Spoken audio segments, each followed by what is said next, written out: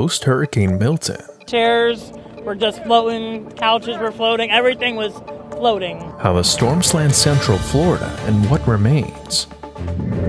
Giving a helping hand. My mom lives here, so I didn't want her to be alone. To those who evacuated Milton. Going out of business. We don't have huge crowds coming into the store. The reality for small business owners in South Florida. And a treat than a trick. A Halloween display that means more than scary ghosts and clowns. These stories and more coming up on Newsbreak.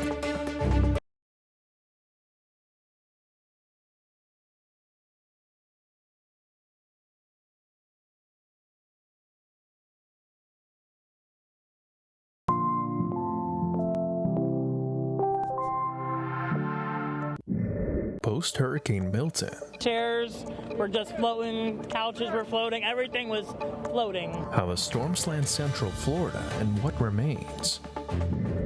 Giving a helping hand. My mom lives here, so I didn't want her to be alone. To those who evacuated Milton.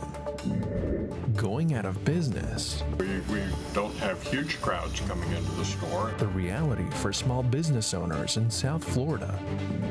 And a treat than a trick. A Halloween display that means more than scary ghosts and clowns.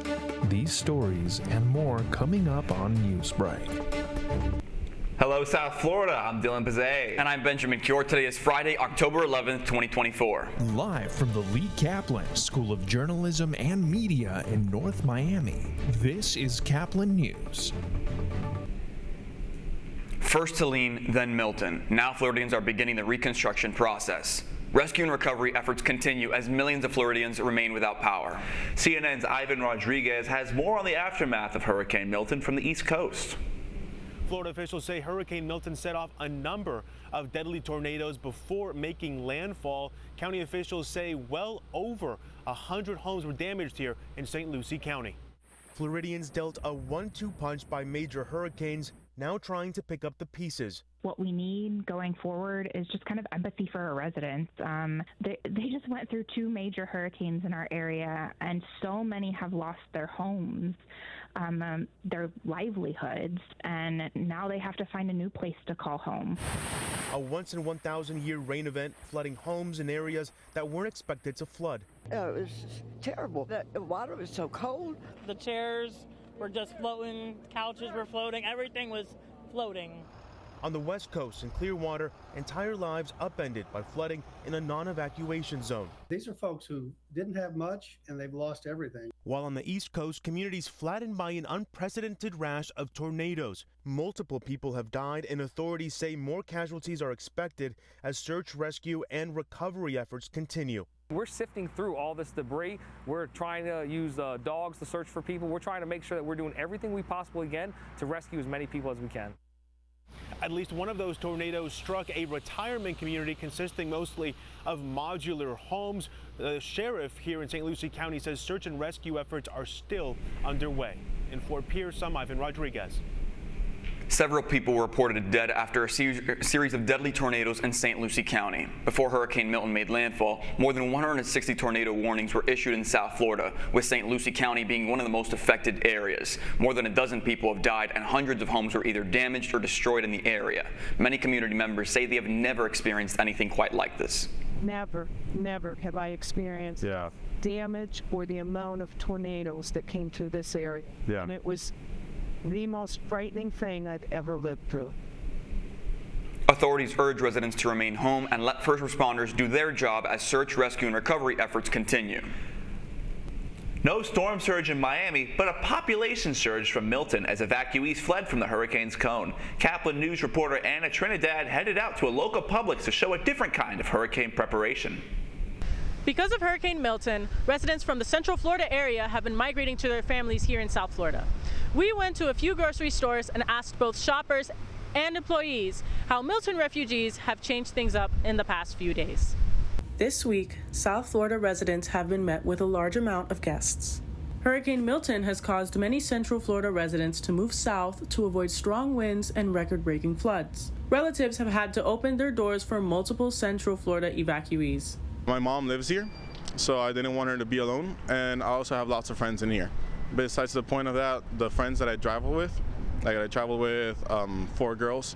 They all wanted to come down because they also have families here in Miami. Residents are not the only ones that had to evacuate. So my mom's currently in the hospital, and when I went today to the hospital to visit her, I saw they were moving a lot of people from like the areas that were affected, like the central and northern area, down here because they don't have space in the hospitals over there, and they needed to evacuate. So it's been kind of a lot because like they need to share the rooms with like multiple people. The combination of both hurricane panic and extra guests have caused South Florida residents to buy essential products in bulk, leaving supermarkets empty. Yes, a list of supplies has been out of stock, like the toiletries, toilet paper, paper towel, the water in the aisles, the milks, and the eggs. Despite the influx of residents from the Central Florida area, grocery stores were able to keep up and restock quickly. Reporting for Caplin News from Doral, I'm Anna Trinidad. 500,000 migrants could lose their legal status after President Biden announced he will not renew the humanitarian parole program. The initiative, which benefits individuals from Venezuela, Cuba, Haiti, and Nicaragua, faces significant challenges. Caplin News DC Bureau reporter Gracia Pacheco is live in Washington with more information. Good morning. Biden's announcement will affect migrants from Venezuela, Nicaragua, Haiti, and Cuba. Now, these people must seek an alternative to stay legally in the U.S. or face deportation. As the Homeland Security page explains, the humanitarian parole is a temporary status that allows migrants from different countries to apply through a U.S. sponsor to travel legally to the country and granting them work permit. The effort started in 2022 for Venezuelans and in 2023 for other nationalities, with the goal of reducing illegal crossing at the border. Andres Albino is a Venezuelan and a beneficiary of the program who arrived a year ago. Beneficiario del parol de que puedo optar por permiso de trabajo sin problema, puedo sacar mis papeles, mis documentos sin problema, puedo trabajar legalmente sin problema. Paralegal Areli Rico, who has over 12 years of experience in immigration, explained the legal options available for these migrants. Venezuelans will be able to apply for TPS, which is temporary protected status. For the Haitians, it's a similar situation. They're also eligible for TPS. And then obviously with Cubans, they have the Cuban Adjustment Act. Like Albino, more than 500,000 immigrants from these countries will have to find another legal solutions to avoid deportation. However, some nationalities could face some challenges. Where it gets tricky is for the Nicaraguans. So there's really not a lot of options specifically for them as opposed to everybody else. One way that they could remain here is maybe through some sort of employment visa. You know, there's also student visas for those that might be eligible. Say the last resort for a lot of people is basically to apply for asylum. Last Friday, in a post on X, House Republicans on the Homeland Security Committee criticized the Biden administration, claiming the humanitarian program was fraudulent. But Albino disagrees. Yo creo que no es un programa fraudulento. A muchas personas que quieren emigrar a un país de la manera correcta, porque honestamente nadie abandona su país por gusto. The Department of Homeland Security will continue to accept new applications for parole. However, current migrants won't get the extension. With TPS and DACA, these three programs allow at least 3 million immigrants to live in the U.S. under temporary status. Reporting for Caplin News in Washington, D.C., Gracia Pacheco. There's a sales struggle for small businesses. As Caplin's Alexandra Phelps reports, an oversaturated market and the leftover effects of the pandemic are to blame. With the market oversaturated by an influx of online platforms catching the attention of consumers, small businesses are finding it more and more difficult to keep the lights on in their shops. With the rise of cheap and convenient services such as Temu, TikTok Shop, and Amazon, on top of the over 19 million new business applications since the end of 2020, this post-pandemic economy has left many entrepreneurs holding onto their work by the skin of their teeth. We're still very new, so we don't have huge crowds coming into the store. And between my regular job and this, my wife is coming in and helping on weekends. We're basically running ourselves pretty ragged to keep the doors open right now. For a struggling shop, the revenue earned is not always enough to cover their rent and needs. Out of the 33.3 million reported small businesses in the USA, 27.1 are one-man shows, their owners typically not being able to afford paying employees along with everything else. But for some, just finding employees willing to work at such a small level has become difficult. It has been very difficult in terms of recruiting and retaining employees. And so that a lot of businesses have had to restructure in terms of their operations, like their employees, and try to figure out different ways to kind of work smarter, not harder. While Freakhouse's securance of a niche assures consumers that the shop will last despite its trials, only about 50% of businesses survive after 5 years, a contrast to the 80% that survived their first. This crash in support for small businesses has reached such an extreme that entire malls made up of these shops are being completely shut down or even demolished, such as Miami's own Sunset Place and many more. Urging you to consider shopping small, this is Alexander Phelps with Caplin News.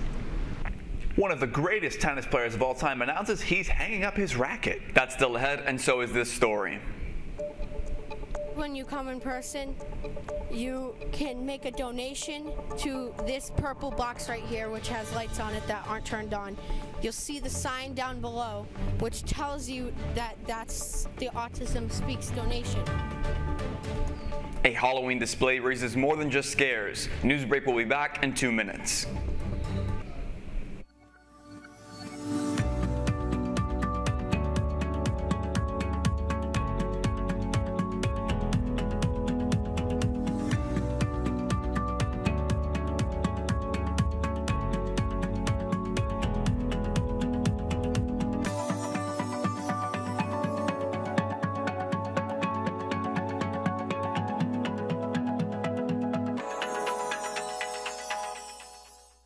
See us dream. See us remember. See us protest. You matter. Your feelings matter. Your identity matters. Everything about who you are matters. See us fight back. See us rebuild. See us shatter stereotypes. See us inspire. See us united. See us now. There are 16 million children struggling with hunger in America. That's 1 in 5 daughters, sons, neighbors, and classmates who don't know where their next meal is coming from. Yet billions of pounds of good food go to waste every year. It's time we do something about it. Feeding America is a nationwide network of food banks that helps provide meals to millions of kids and families in need. Visit feedingamerica.org to help them feed even more. Together, we can solve hunger. Together, we're feeding America.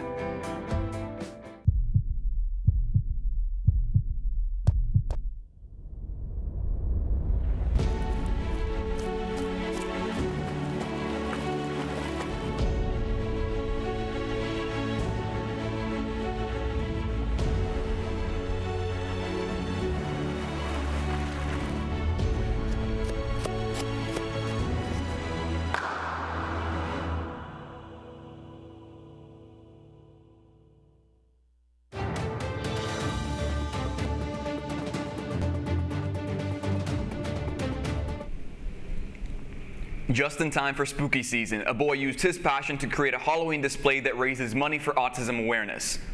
With spooky skeletons and eerie pumpkins, this horror house is sure to set you up for a good scare.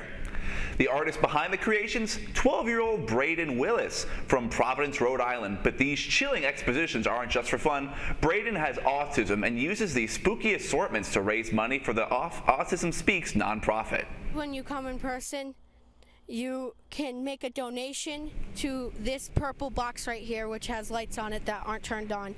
You'll see the sign down below, which tells you that that's the Autism Speaks donation. Braden has been making these displays for most of his life. Spanish tennis legend Rafael Nadal announces he is retiring. The King of Clay will hang up his racket at the early age of 38 due to injuries. His final tournament will be with Spain at the Davis Cup in November. With 22 Grand Slam titles, Nadal retires as the second most decorated men's player in history behind Novak Djokovic. The Florida Panthers fall to an even record in their first away game of the season against the Ottawa Senators.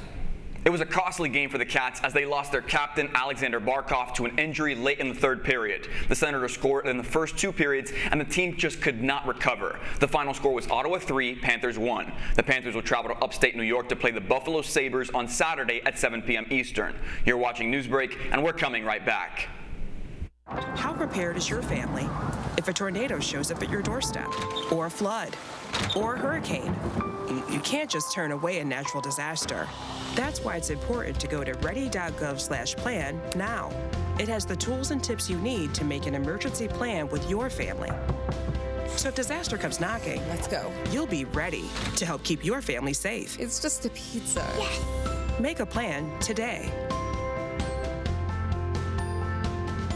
I debate all day. It's what I do. But there are some things that are undebatable, like your mental health. I was in a dark place when my brother passed away in a car accident. I was depressed in ways I never imagined. I reached out, and my sisters came, my pastor, my therapist. They helped me get through it. I found that the more I spoke up, the healthier my mind became. When you love your mind, you can go so much further. Find mental health resources at loveyourmindtoday.org. Jordan knows he shouldn't eat this entire bowl of nachos, but tonight he's earned that right because a few hours ago in the middle of happy hour, he recognized a sign, not from the gods or a bolt of lightning, but from a double heart, a kissy face, and a fourth ha in ha ha ha. That's when Jordan knew he was buzzed. So when it was time to go, he got a ride home instead of driving. Be a legend like Jordan. Recognize your buzzed warning signs and get a ride home. Buzz driving is drunk driving. I help our fellows design their paths as creative entrepreneurs. My experiences serving startups, creative businesses, and cultural organizations, and my journey as a queer mixed immigrant with Haitian and Arabic roots, inform the co-creative environment we foster at Radcliffe. We leverage our collective diversity to encourage the building of lifelong personal learning networks and mindsets that stimulate continuous innovation.